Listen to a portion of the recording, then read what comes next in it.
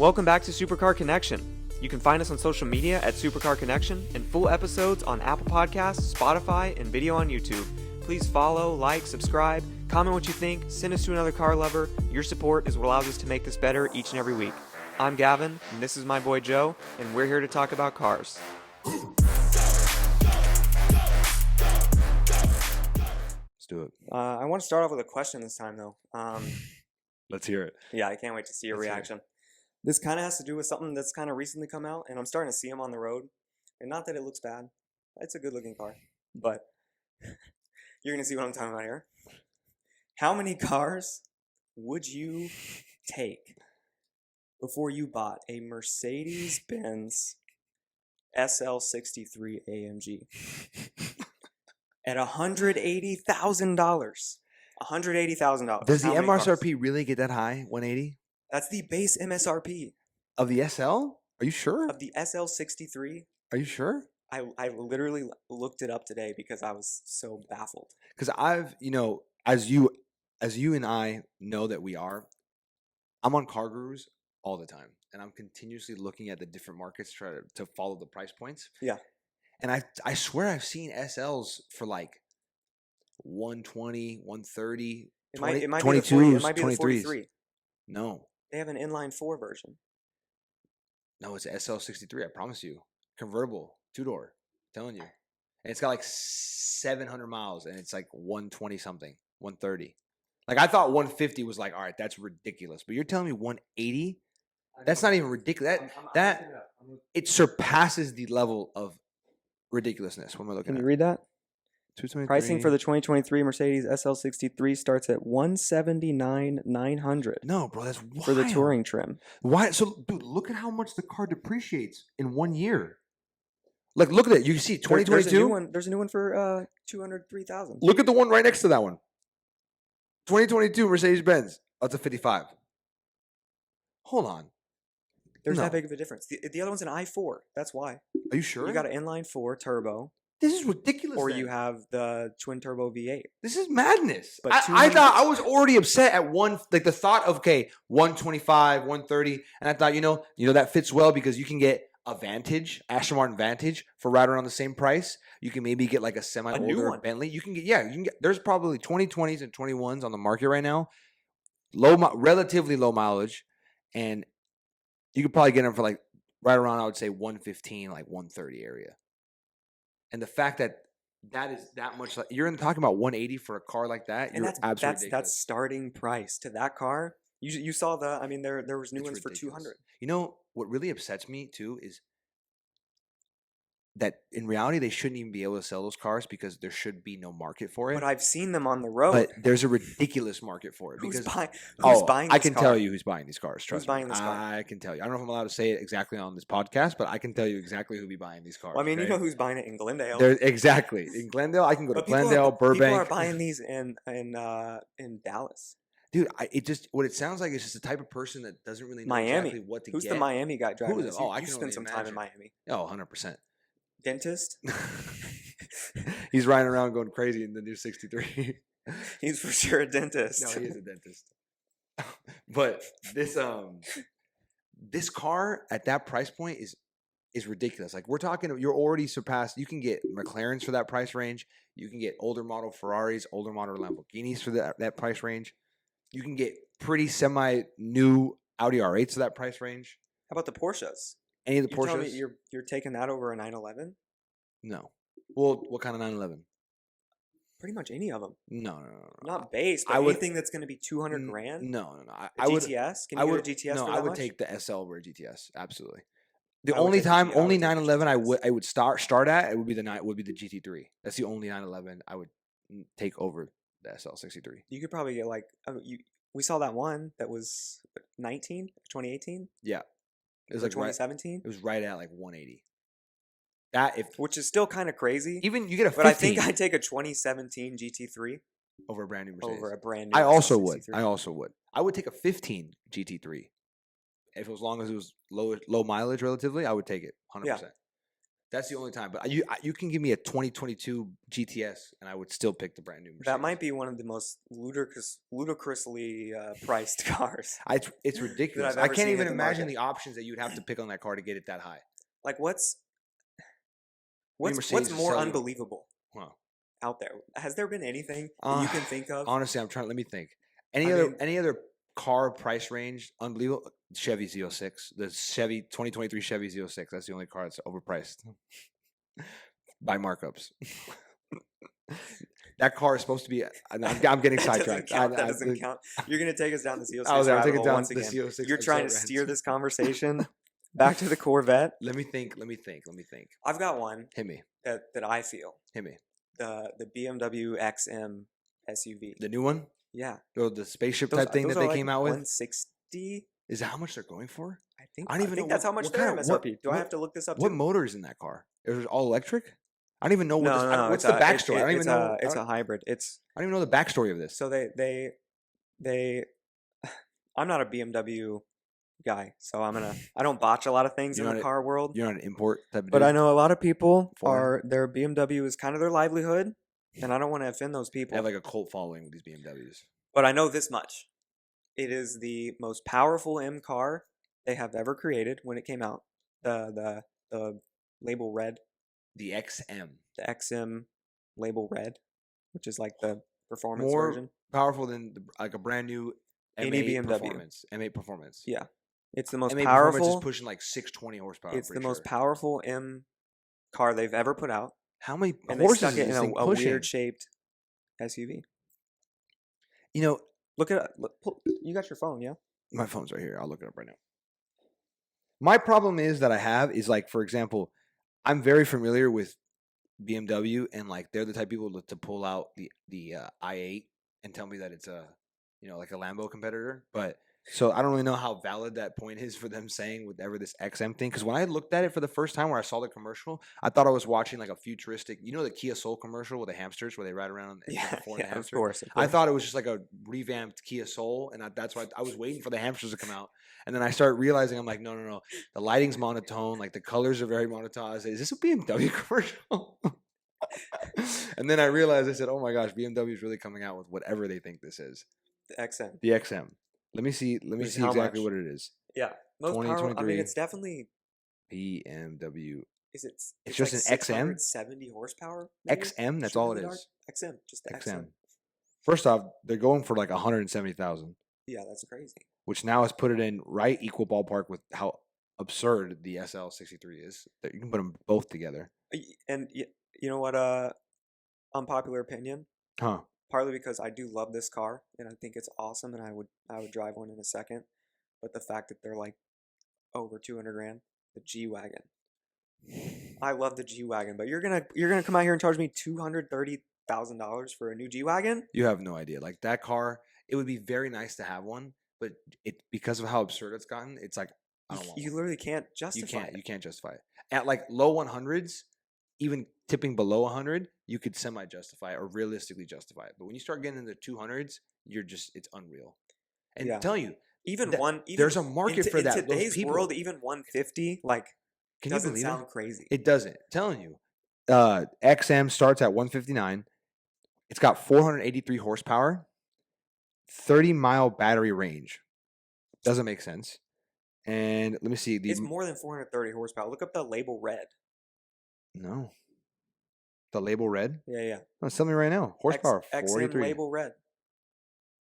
Label red. I don't think they have anything called label red, big guy.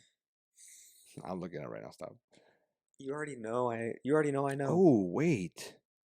Dude, the seats on the label red are fire. What? Okay, so maybe you're No, getting no. Oh, wait. What is the grill outer look? Yeah, it's all red. Am I allowed to show the It's camera? label red. Label red? I don't know if the camera's gonna see. Pick it up. If it picks it up, can maybe we can like zoom in? Or maybe, like, Yeah, focus maybe on? I can like put the picture on the video. Yeah. We'll see. Yeah, we'll cut that out. We'll see if I'm skilled enough for that yet. Look at this. You're telling me that doesn't look good?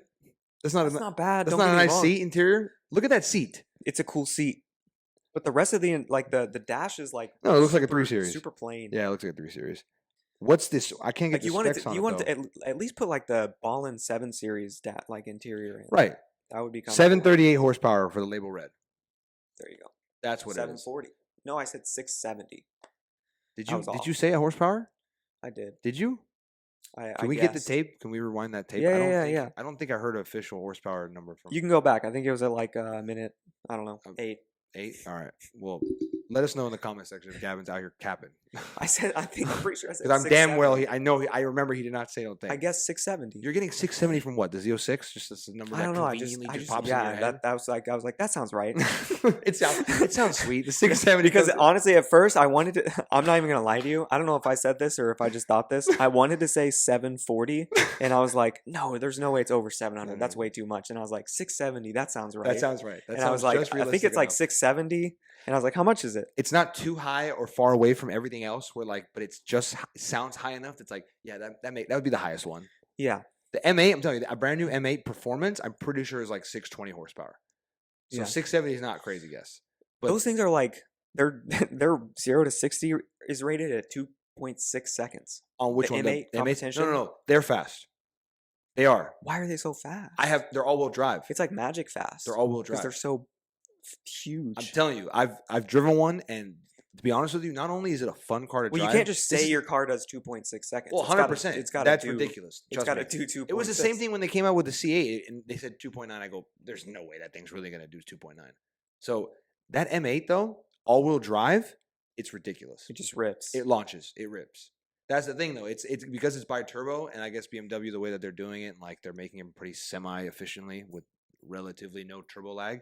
But the all-wheel drive launch combined with the power and then the twin turbos because as it you probably get on, torques the battery right at the beginning. telling you, it does launch. Like a buddy of mine has one, and then at the time before I got my C8, his dad actually had a C8. So we went and he let me drive his M8, and he was driving his dad's C8. And at the time, I thought the C8 was extremely quick because of the fact that the way it launched and not too much power, so it can still displace. We went at a dig, and we launched both of them, and the M8 destroyed the C8. Destroyed it. And it made it look slow, and I still think I did like maybe 2.7 or 2.8, and then I think the C8 did almost 2.93. And it made it look slow. Then after that, the only problem is any other car more powerful, I imagine, would blow its doors off.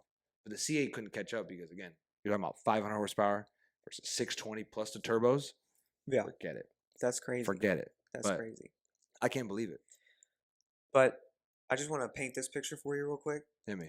They wanted to take a car and say, this is going to be the XM. It is the pinnacle of M performance. We're going to put the most powerful powertrain we've ever put in an M car. This is going to be the poster car. It's a fat SUV. I'm telling you, this whole SUV trend has gotten out of hand, man. This whole SUV trend has gotten out of hand. It just needs to know its place. It does. It does. Like, it don't does. give us the pinnacle of M performance in an SUV After all the package. lineage of the cars and the history, and then this is what the final stage is. Like, you realize people would have been happy with an MX-7.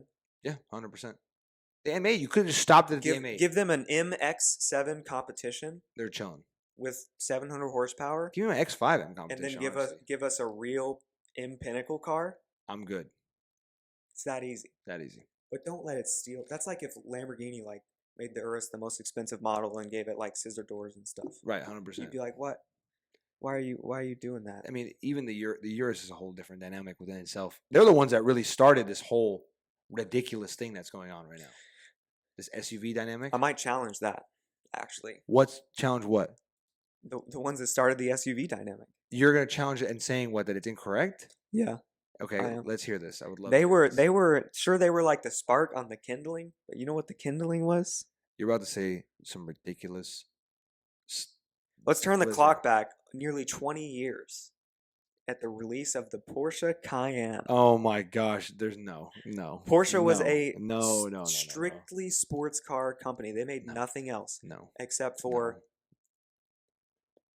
a performance sports car. No. And then they introduce the Cayenne. I think they all This might be the wildest take I've ever heard. the Cayenne. It was the first like real sports car company to make an SUV. Everyone called them crazy back then for doing it because they were a sports car company, not and the SUV diluted their brand and all that stuff, and they sold a ton of them, and it's made more money for their company than all of their other cars combined. That may be true. Just that's what the last part you just said. You got to remember. But I'm trying you to got to think, remember. but You got I to don't turn. think- I You got to don't think realize exactly that's what the point of the there was a car day when they didn't make the Cayenne, they didn't make the Macan, they didn't make the Panamera. They made the 911. That was it. That was it. Yep. They didn't even make Mhm. the Cayman yet or the Boxster. They made True. they made the 911. They had made other cars in the past, but at the time, Motors were 911. That's all you were air getting cooled, from Porsche. air cooled, No. water cooled. Yeah. The water cooled days. Yeah. The Air dog- cooled was earlier than that. Air cooled. I was saying those air cooled day cars. That's I have a whole rant with those cars. Both people think those air cooled cars are like Porsche's like pinnacle of like everything, and then they switched it up to the water cooled motor. And now they're like, oh no, the air motors are classics. Well, if you There's get a- Singer to redo your air cooled Porsche, then you Then spend maybe. $800,000 to yeah. have them hand stitch every Every little aspect. every of that aspect of the car. Thing, it's ridiculous. The dials are made by a Swiss watch company. Did you seen that? I haven't. I did not know. You gotta go actually. go look at like close up shots of the Singer's interior. What Swiss watch company? I don't know. Oh no, none specific. They didn't like hire out like Rolex or anything like that. No. They didn't. No, they didn't. No, they Okay. just Swiss watchmakers. Got it. But like go look at the dial, like a high res close up. It's insane. The detailing of it. Yeah, like of the speedometer, like the needle, how like perfect it is. Because none of it's digital then. No, No, that's no, insane. it's all and it's digital gauges literally crafted by Swiss watchmakers. Yeah, I can imagine. It's probably ridiculous. So like Like an open working, like maybe like an AP skeleton, but I'm looking That's at pretty- it on my speedometer. yeah, that's pretty insane. I don't know that I'd do it at the price range right, personally, right, unless I was like a billionaire. 100%. But it's Andrew incredible. Tate or something like that. But the Cayenne did it a long time ago. I don't really know if I would consider it doing it because I really don't think at the time that's what they were doing. Because I don't even think at that time frame 20 years ago, performance cars were it was in a completely different part of its stages. Like that was things were just starting to really pick up. Maybe 5 or 10 years after that. Yeah. The Cayenne, I imagine they were trying to just shift their brand a little more to like the luxury side. They had to make more money. They had to make more money. All they had was the So they were like, 911. let's make a luxury product that can fit multiple people so they don't remove market share by trying to do it to like a single dude with a 2-seater or something But like let's that. make it feel like a sports car. That part, I semi-agree, but I don't think the intention was to make like a sports car version of an SUV. I think they were just trying to make a luxury No, SUV it was and a they put the sports car Porsche version. touch on it. To this day, Lamborghini literally said, we make the most crazy sports cars you've seen, but we're going to turn that into a mid-size SUV that you can purchase for your wife so she can ride around in 700 horsepower of screaming crackles in whatever crazy color you want. I see more guys driving them. Oh, 100%, because it's a flex. But It's a standardized flex. listen to me. I'm not trying to discount the Urus. Like that was big time. I was fired up. Honestly, I was loving it. I was not a indifferent hater. at first. But like Porsche did make a sports SUV. I don't want to. It's a nice car. I agree with the aspect of saying it's a nice car. Like they put to this day, there's a grab handle on the center console for both sides. So Is there? like yeah, on the center console. Oh, I know what you're talking about. There's the a design, grab like handle. a little open little. So I if know you're in what the you're talking about. passenger seat, there's literally 2 grab handles like this. Like that's the ethos of No, the man, car. I don't think so. They Don't wanted- drop they the wanted word to- ethos on me. Don't do that. Don't do that. Don't do that. Don't do that. Anyway, the Urus, like I was for it because like this whole like the dilute brand thing, I don't really You're a Lamborghini guy. I don't agree. Of because- course you. will But like until you're making a mainstream car and then selling it for 80 grand, if the Urus was an $80,000 car that you could get with an inline 4, like Maserati Yeah. or something like that, Yeah. I don't know. then Man. I don't know. that's diluting your brand. But you put a twin turbo V8 with tons of power, even though it's pretty much just a rebranded Audi, and you see Literally. that all over the place. And you put fake vents on the side. Call it a Man's repack. Your Lamborghini, and you put a plastic vent, no holes in it. Like put some holes, make it look like a real vent. Right. Come on. That's probably the saddest part to me about the whole car is those plastic vents. That car, the only reason that I was against the launch of it or the concept of it was because I mean I got to give them a lot of credit because of how well it did, and like I feel like they timed the entire market correctly. It just like with the combination of like so much just money be like injected into the economy, they're like, we're gonna roll out an unnecessary version of our car. Boom. And it became such a demand, like popularity thing that not only did it spike because it actually developed and actually became a good car, people started using them like similar to the G Wagons. It was like almost like the automatic like status dynamic. Oh, for sure. 100%. Yeah. And it's literally like, again, it It is opened the up new to a status. whole You new know why? market. It Because is. so many people have G Wagons. Yeah. So now the Urus are a little more exclusive. The Urus is just what used A to be little the more G Wagon. exclusive. You can't get a Urus right now for under 220,000 right now. And that we're talking even high mileage right now, 220s. Like you don't That's get crazy. you don't get a realistically good one where you would actually feel comfortable buying. Like we're talking sub 12,000, sub 10,000 miles. You can't get that for less than 250, 255. I would say 260 almost right now. For Tell you, real? it's insanity. You've Because been there's on- also a lot You've of been this- on Car Gurus more than I Oh, have. I sleep on that website. You have no idea. That's it. I know. Go check out Car Gurus. 100%. Shout out to Car Gurus. Yeah. Not sponsored, by the way. But wouldn't mind it. Yeah, they should sponsor me. Or But TrueCar or 100%. True Car. What's the other one? Car. Auto Trader. Auto Trader. There it is. Yeah. Some of the other ones. Car Tempest. You can look at multiple at the Car same Tempest. Car Tempest. time. That's shout out to our guy Vin Whitkey.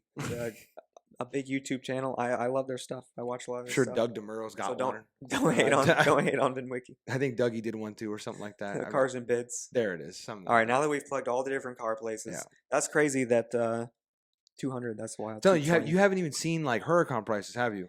No, because I haven't been looking at that stuff lately. The thing about it is, I know I need to, telling you got to sleep on that especially because website. we're gonna be talking about this That's what I'm stuff. Because I saying. used to like live in. The I used to Urus, know every point of You every got to know every market. single thing. As soon as a price changes, something else, you got to know a car goes on the market. You got to everything. Telling you, especially at that Yeah. level, because there's not a lot of them. I still know the R8 market. You and know the R8 market well and NSX because Gen 2 market. You care about the R8 market. That's why you know about it. I don't even Yeah. care about some of the markets I know about because it's for the love of the Right. game. I gotta get that dog. In Yeah, there that's again, what I'm 'cause saying. I was there. It's that fire. I and was that there. I passion. could have told. You think I could've want to told know how you much a Jaguar F-Type goes for right now? A I- 2016? You think I want to? What? No. Type R? Type R. Yeah, the one. The 2016 Type R? The two-seater. How much horse is that thing kicking 50 grand? 50 grand. Yeah, right. More or less, depending on the mileage, stuff like that. You can get them lower. You can get them lower. You can actually get some decent ones. I was in the saying 40s. like I would buy one at 50. I would buy one 50 under. Anything 50 and under, Yeah, I like could 48. see. I could see one being like Yeah, good enough yeah. quality. Of 47,999. But the ones I've seen Out the for door, like 48. 44, I'm staying away from. No, 100% no. Because there's a reason why. Are you kidding me? Yeah. I think I've seen one crazy one like 39. You can get the SVR for right around 80. Really? Yeah, the SVR. It's a lot of which car is, for 80. Yeah, which is like Well, it one of just the depends loudest what you're into, exhausted. too. It's a beautiful car. Apparently, it's a lot of fun to drive. The way I look at it is at that price range, I feel like there's only two cars that make sense. Like if you have 80,000, there's only two or cars. C7Z06. That's it. Those are the only two cars that make sense. I called it. You have to go at like How at well least, do I know you? You really do know me. It's terrifying. You have to at least jump $50,000 to make the next car worth it because anything 70, 80, 90, 100, anything in that range, like those two cars destroy it. I'm getting an R8 V10 at 90. There is no R8 V10 at 90. There are. If you want to get like an 80,000 mile one, maybe like a 2002, No, I've seen them with like 30,000 miles. there's no way. What you seen of 2010? Maybe 40,000 miles. 2010 Audi R8. No. What? I've seen them for that much. There's I don't- impossible. I don't know why I reacted so weird. No, there's impossible. There's no way. Yeah. There's no way. See, Like I 100. I need- we need- 100 is when you get. I need the Car Guru's feed. Like we need a live board right here. I'm so telling that you because I was looking I at a can bunch. just show you and display for the people at home. There was one. I promise you in La Cañada Flint Ridge with 38,000 miles, white this is another fact with check like moment. a full carbon pack. Go on Car Gurus right now. It was Audi 88 R8, It was 88 or Distance from 87. you, 100 miles, lowest price, and you tell me what it is. It's impossible. Right It's now? impossible. I'll do it right now. It's impossible. There's no way. You don't think so? It's not that it doesn't exist. It's that you're literally buying like the worst R8 on the market under 100. Like if you're getting something under 100, it's literally got to be like a 2011 with like 50 plus miles, 50,000 plus miles. There's no way. There was a good one on the market, man. 38, like an enthusiast guy, private party. Oh, see, And he was are you like, talking he about listed out forums all. pricing? No, I'm talking about car You're a gurus. forums pricing kind of guy. It was on You're a car big gurus. like, yeah. On the secondary market, it's sitting at like 42. But like, if I go to the forums, I could definitely get it for 37.5. I bought my car on a forum, all right? I got a great deal on it. Telling you. I could sell it today and probably literally break even. The guy's gonna seller finance the deal. I'm gonna give him the down payment. I'm just gonna pay him monthly on his own terms. On all of my. But I'm gonna get the expenses. car though, so it works out. Drove the 4C for free for 3 years, basically. Is that your biggest achievement? Yeah. Do you have this up? Because I'm like, I'm trying to get it right now, I'm but I'm just struggling trying to to- get the years. I'm struggling to filter.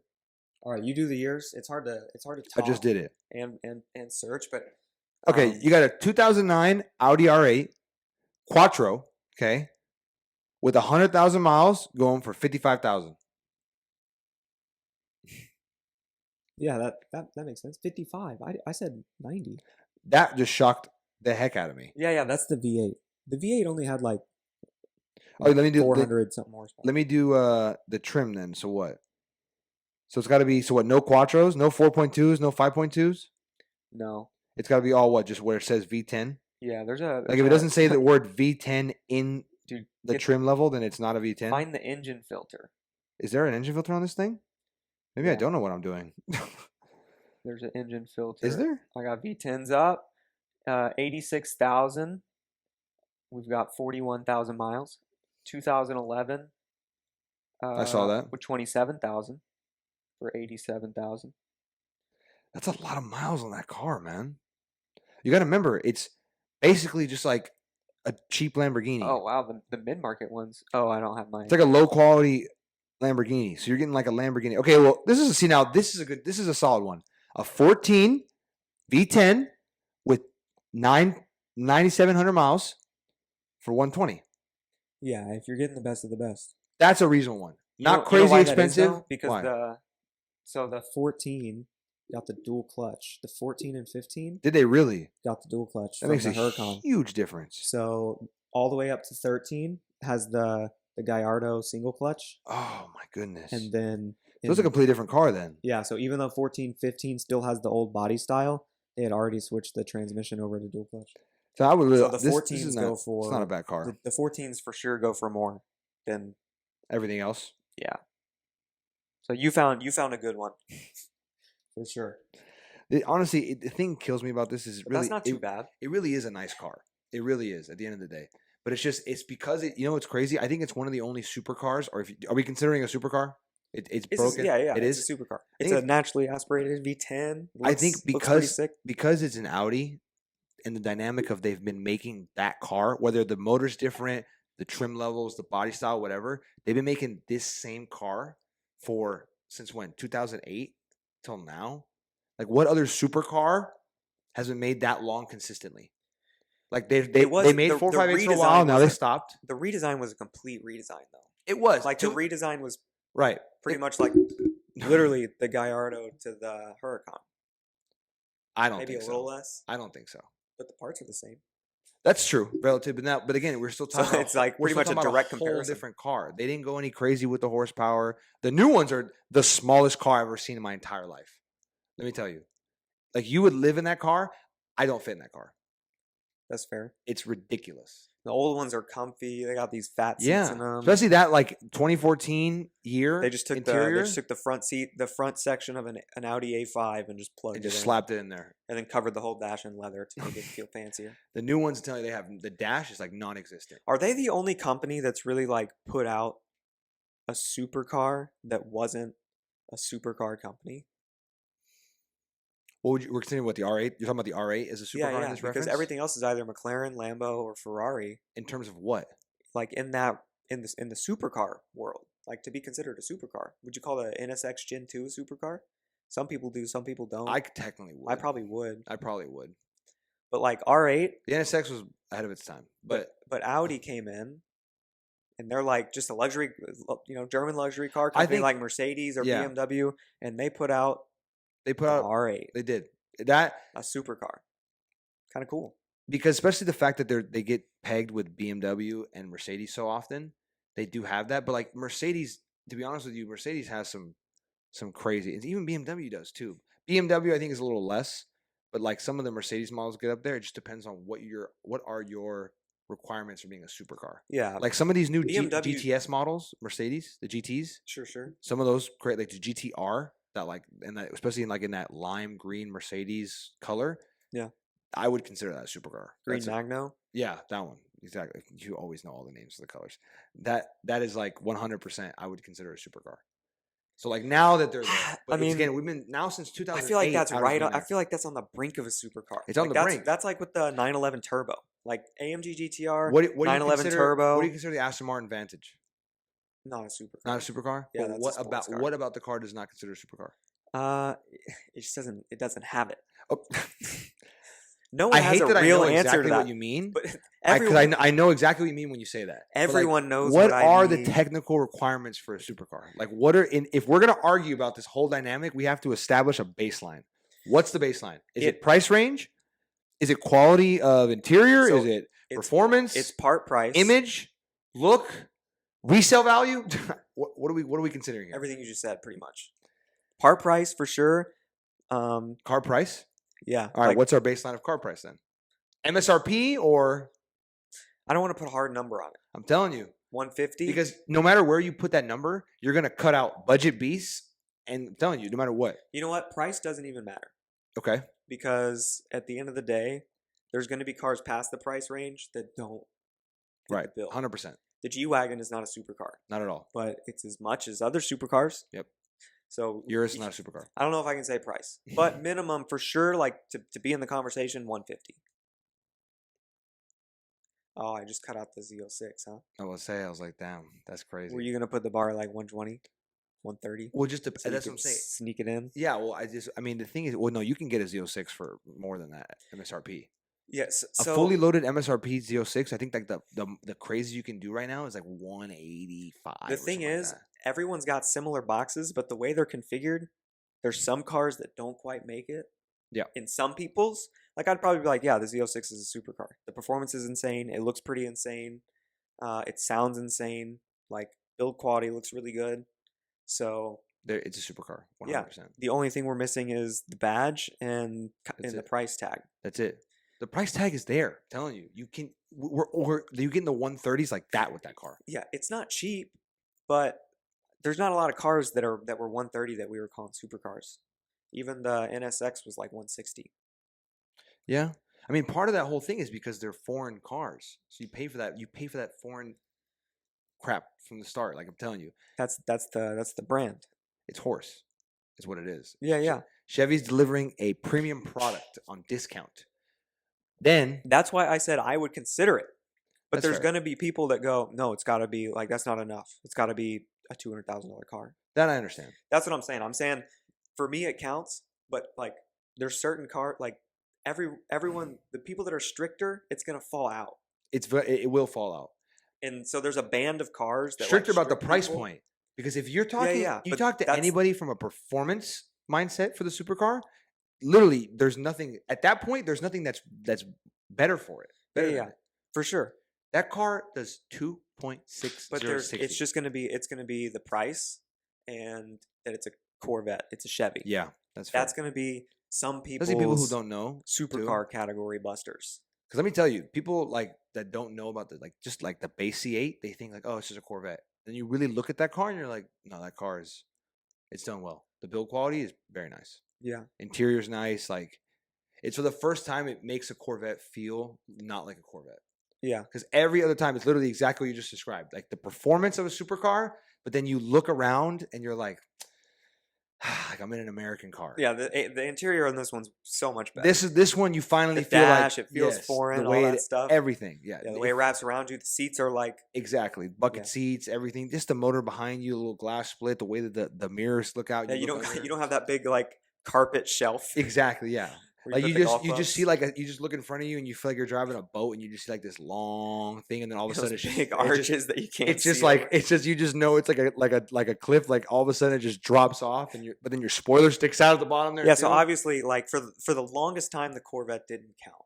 Right. And then now, they put something out that could count. especially That should count. it's selling for 200,000 right now. Literally, People are buying them. People are buying and doing deals in the $200,000 range.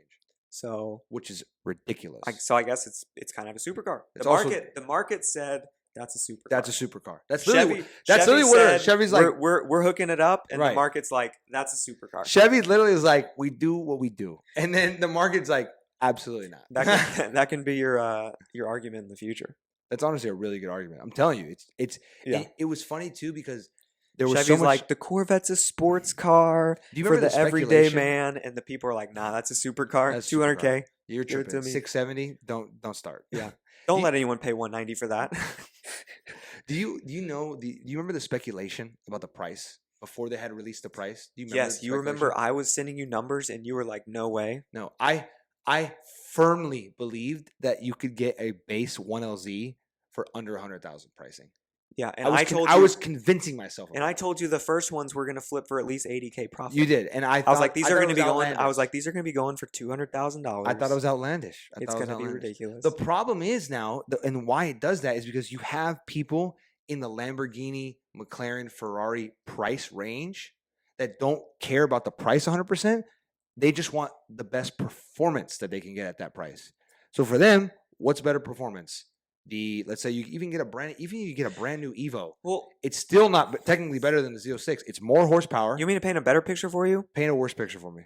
The 911 4S. I hate you. My gosh, what are you talking about? A 911 That's 4S what I'm saying. In comparison to what? The Z06. That's what they cost. How much is a 4? What did you just say? How much does that 911 4S cost? What? More than a Z06. Does it really? Who's doing that? Gosh, I'm telling you, it doesn't make any sense. You sent me a 4S that was, or I sent you a 4S that was 180. You did. You sent me one. A 4S. I'm telling you, it's ridiculous. I'm telling you, people don't know what to buy. People just like, yeah, just whatever. I'll take it. Yeah. No problem. Back to the 180 question. Go ahead. I'm taking a 4S over the SL63. I'll take a 4S over it too. I don't know. Maybe not. They only have it in the rag top. I'm just not a Porsche guy. Yeah, but I also, to be fair, I haven't given. That's probably the one car brand I've been negative enough about to not actually give it somewhat of a fair chance. Porsche for me has the most respect, but the least desire for me. I kind of understand that. Like, I have a very high respect for Porsche and the 911 and all that. I think it'd be super fun to drive, but I like flashy cars. Yeah, 100%. So. Something about like the body lines. This is the Supercar connection. No, that's what it is. Not the great driving, the best driving sports car of all time. We're not a $150,000 electric vehicle type of dynamic. The dynamic of pulling up in something that makes people go, "What the heck is that?" and then do a double take. Oh my gosh, that is just different. I mean, let me spend with the Z06. Anything like think about just you're talking about comparing it to like any like these Porsches and stuff like that, like pulling up, like we're in that stage of like pulling up in like a Lamborghini, and like it's just that desire is just unreal. You got to fulfill that like childhood dream, and then most commonly people get a Lambo and they either live in that Lambo stage and they never leave, or they're like, this is a little too flashy for me. Let's get myself into a GT3. That's really what the transition is. Exactly. I actually have a buddy that did that exact transition. I'm telling you. Yeah, he had the flashy and then was like GT3. He had a Lambo, drop top. I've been looked at enough. Huh? He's like, I've been looked at enough. Literally, he had one of the what's the Lambo with the Italian flag towards the back and the forged carbon fiber, the Huracan? The Performante. I don't know why I was blanking. I kept thinking STO, but no, Performante. A guy in my apartment had a Performante. Performante. I remember this. Yeah. He had like a charcoal a guy gray. in my apartment had Performante. Literally. That's LA for you. I'm telling you, that's literally LA. Yeah, and down the street there was probably a homeless. He ended up buying a pretty nice house. He ended up buying a really nice 2-1 900 square foot for about $3 million right now. So it's pretty nice. But going back to the 911. I just lost my train of thought. The story, my bad. My friend segueing from a Huracan to a GT3. He had that forged carbon dynamic. It was a drop top. I forgot. It's like a charcoal color. And he said he loved everything about the car, but just the way it was and the noise it made just drew so much attention. Then all of a sudden he had kids, and he's like, the only logical move is just to get a GT3. And I said, well, are you guys getting deals? And he goes, no, just got to go to the Porsche dealer and just eat it. There's 3 people who buy a GT3. You ready for this? Let's hit it. Number 1, people that have finally outgrown their M3. They make enough money. They finally did it. They make enough money Took to them step 22 up years, from the M3, but they did it. and they buy a GT3. Yes.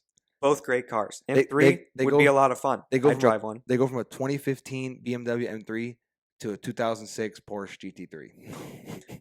Or, or they're the richer version of that, and they literally have the brand new one, and then they get a GT3 maybe even on top of it. Yeah.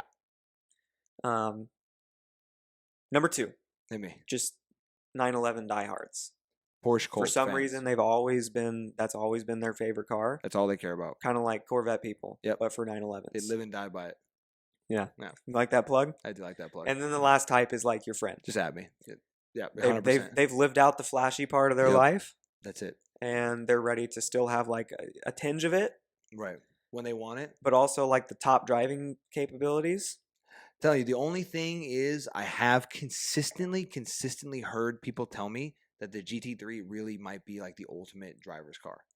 I haven't spent the time with the car long enough to really be able to give a fair opinion, but I've heard the same thing consistently from everybody who's had the car, that it's ridiculous. Something about everything just incorporate the way that they built that car into one, but then again, I'm sure it is. The only thing, and I obviously haven't driven one either, but I have driven a Porsche.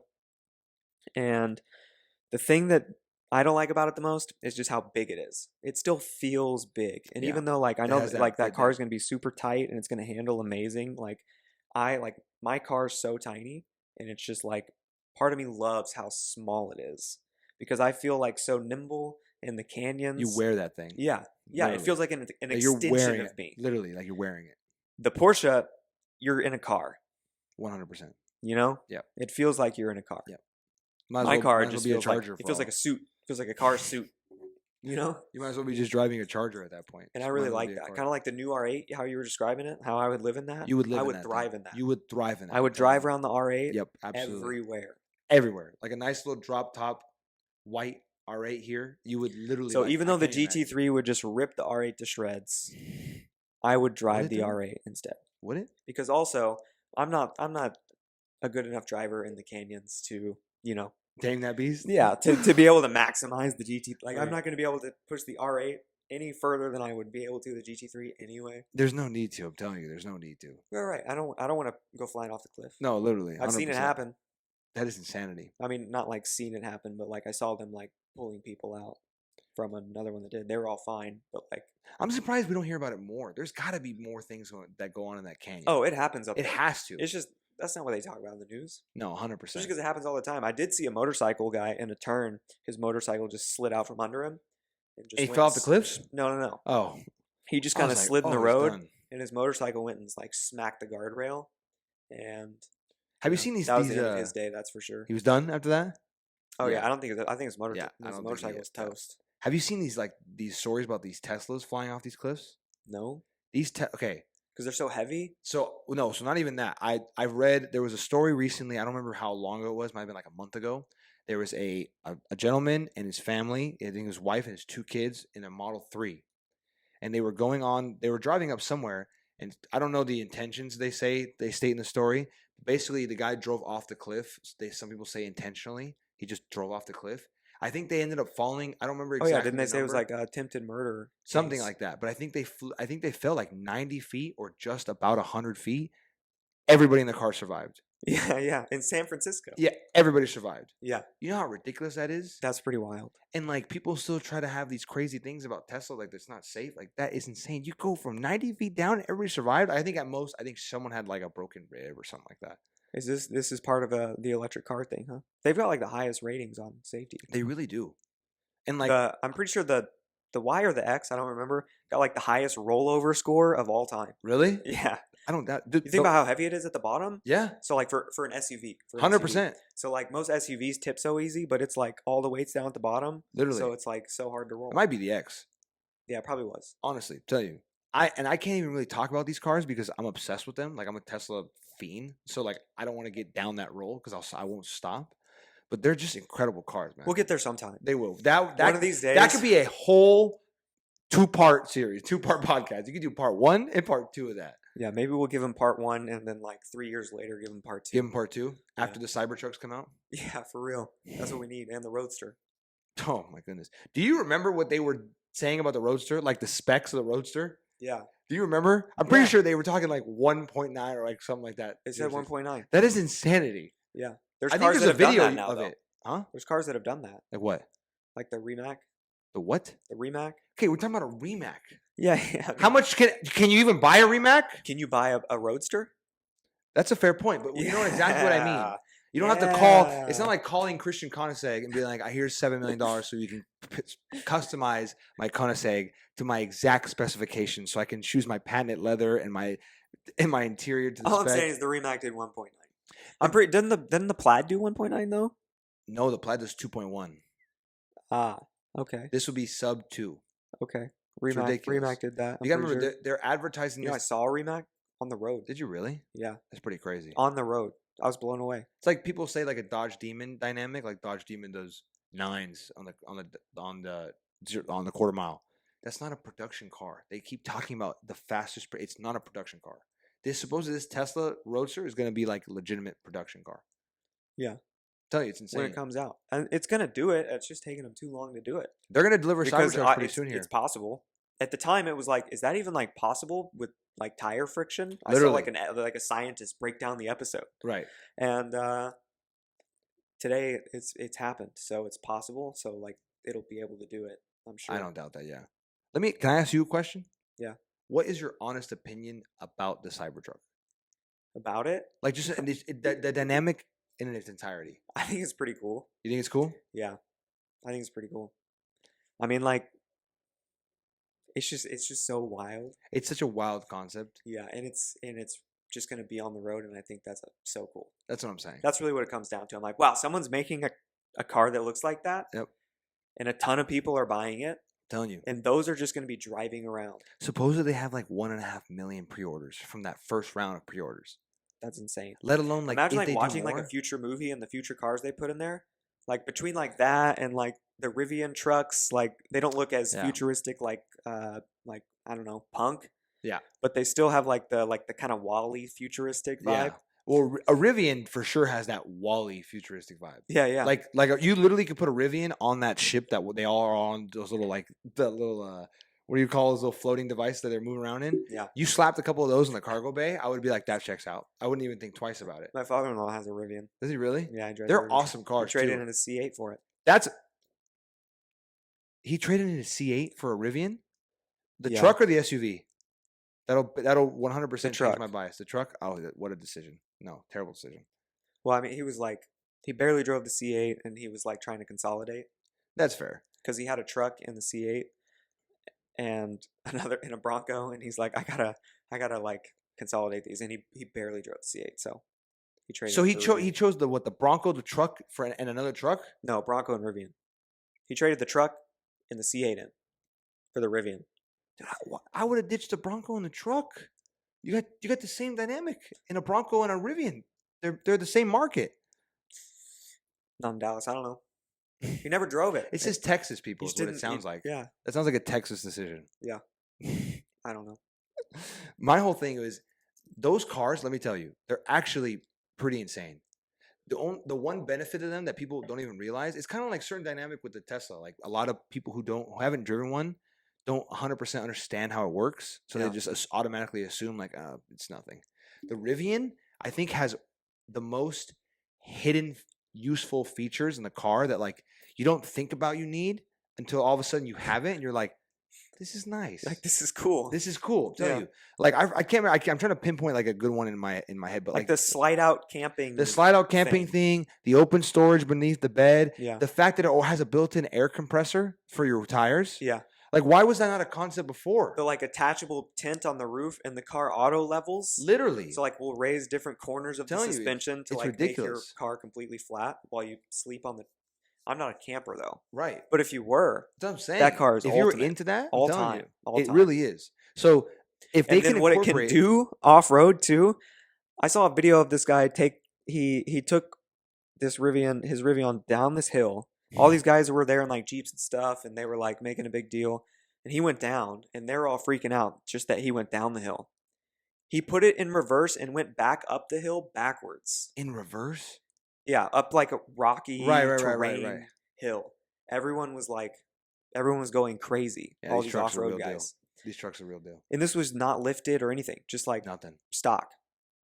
So like those things are insane. If you were a camper, off-roader, all that stuff. I'm telling you, if they can incorporate that whatever dynamic you would call that, But am I a camper?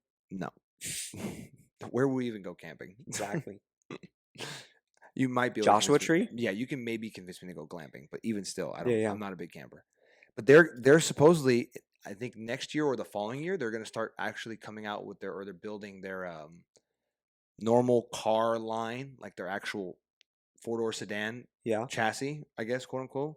They got a sedan coming out? Yeah. So they have right now Tight. they have the R1T and then the R1S or whatever the SUV. Yeah. And it's called the R2 something, I think, and it's the 4-door sedan, like kind of like the Model 3 dynamic.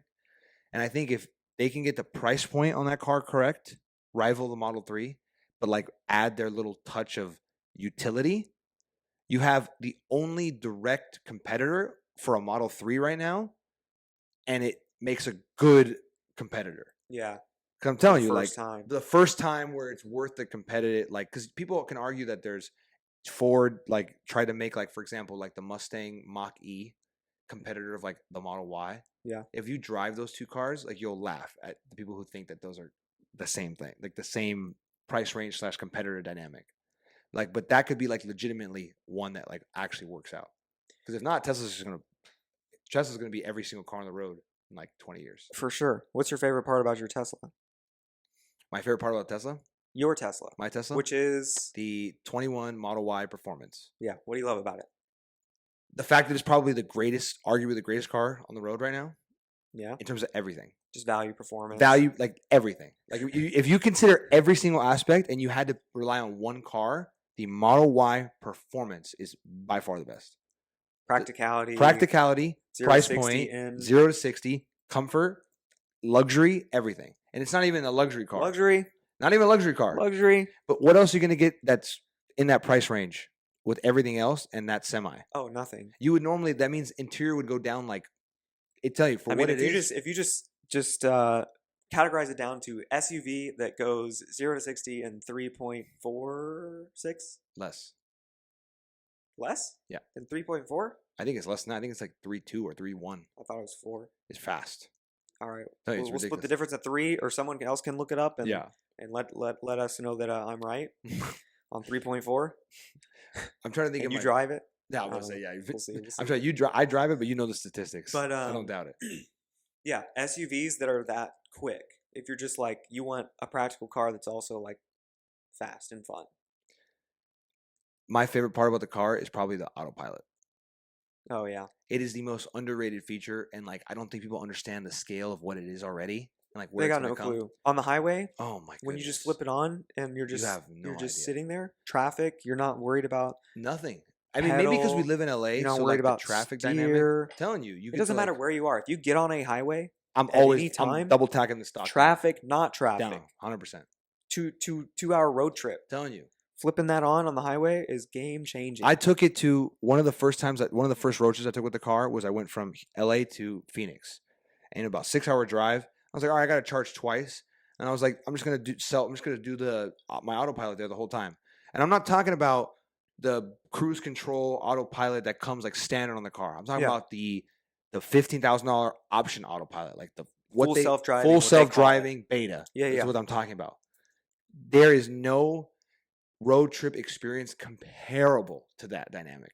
You literally are a passenger in the car. Would it like take the exit ramp? It would take the exit ramp. It would be like you're in the left. It gets and over. It would get over. It would get over. And take the exit ramp. Merge, exit ramp. Yeah. Right now, because it's the beta, once you get off the freeway, so it'll take you to the exit of the freeway and start letting you off. Once you start, they know that you're off the freeway enough and you're like halfway on the down ramp.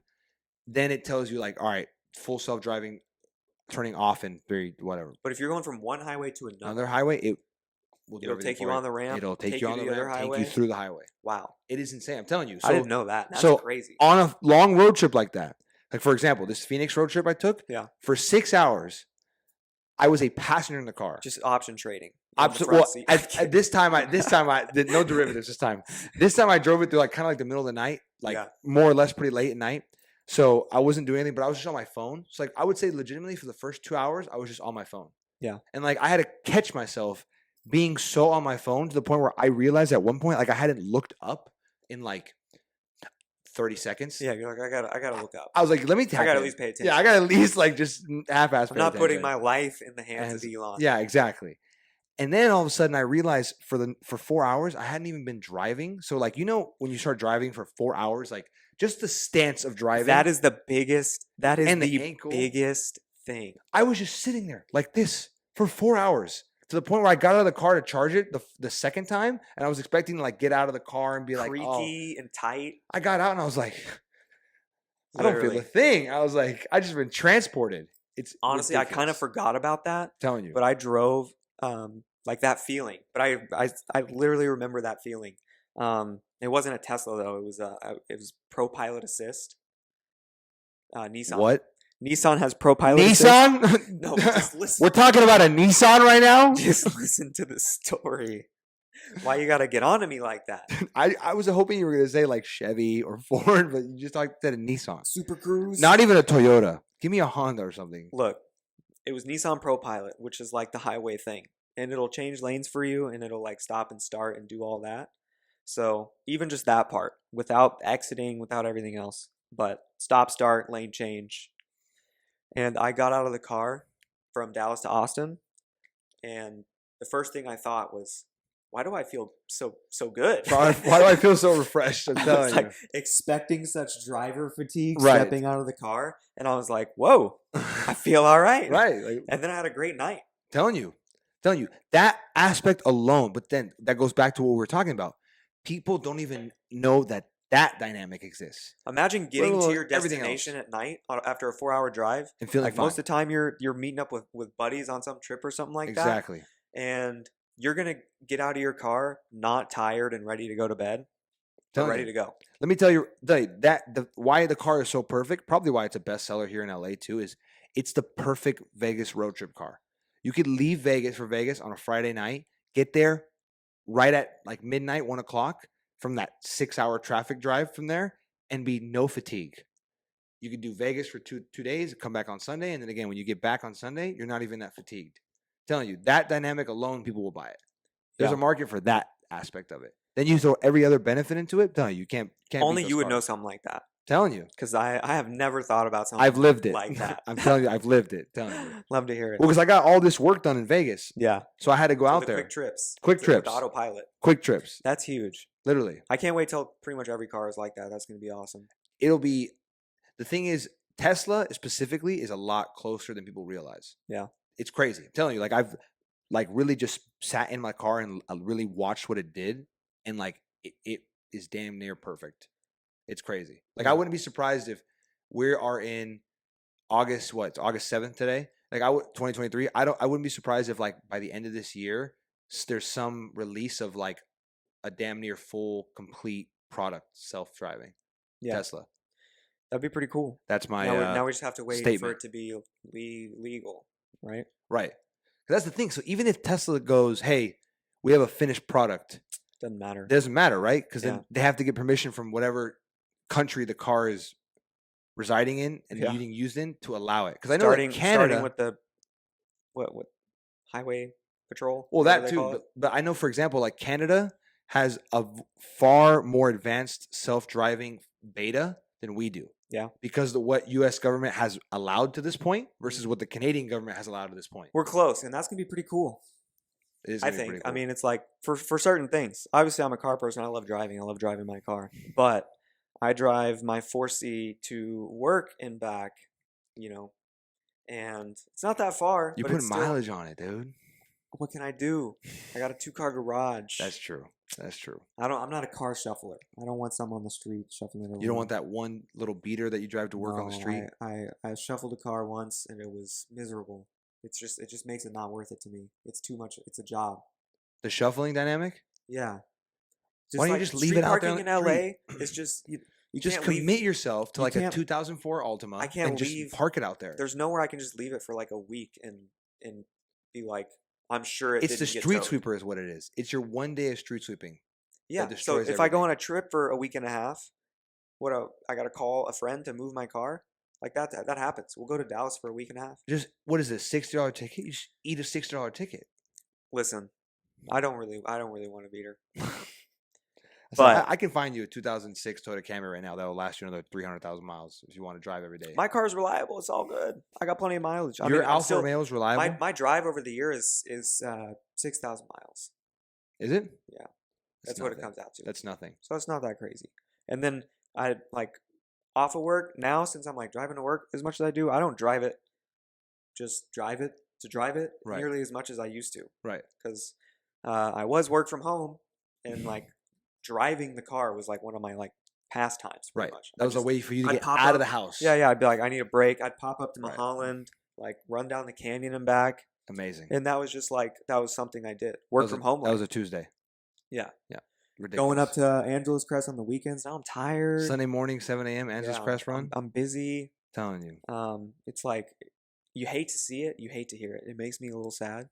But driving up the highway and back, I would love to have something that drives me to work and back, and then have that car Dedicated to that. to go drive when I actually feel like driving. Even going to dinner or something. Like when it's not to work and back, if I've got some room on the highway or like I'm going down, I gotta go. The other day I went to the beach and I took it like around down Sepulveda Uh-huh. and was ripping around there behind this other dude.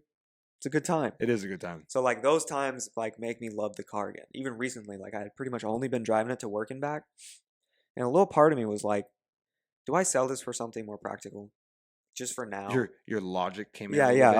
I was like, just do this like this little season, you know, save up a little more for something that's like as fun Absolutely and cool, but more comfortable, like an Absolutely. R8. So I Absolutely. was like, maybe I just downsize for a minute.